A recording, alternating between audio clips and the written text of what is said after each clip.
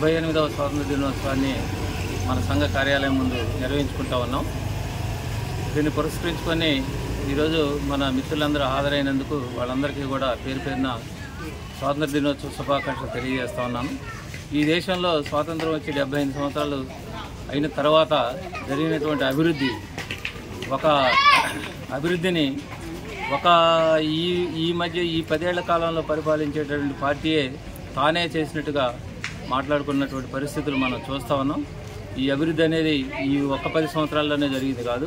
దాదాపు 78 సంవత్సరాలు మన స్వాతంత్రం వచ్చిన తర్వాత నుంచి కూడా ఈ అభివృద్ధి అనేది జరిగింది.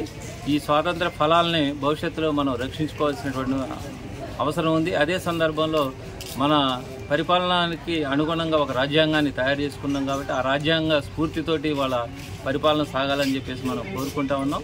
అంతేకాకుండా రాజ్యాంగ పరిరక్షణ కోసం కూడా మనం కృషి చేయాల్సినటువంటి అవసరం ఉందని చెప్పేసి నేను తెలియజేస్తూ ఈ స్వాతంత్ర దినోత్సవం అనేది భవిష్యత్తులో మరి కూడా మంచిగా మన దేశంలో అభివృద్ధి కార్యక్రమాలకి అనుగుణంగా సాగాలని చెప్పేసి మేము కోరుకుంటా ఉన్నాం.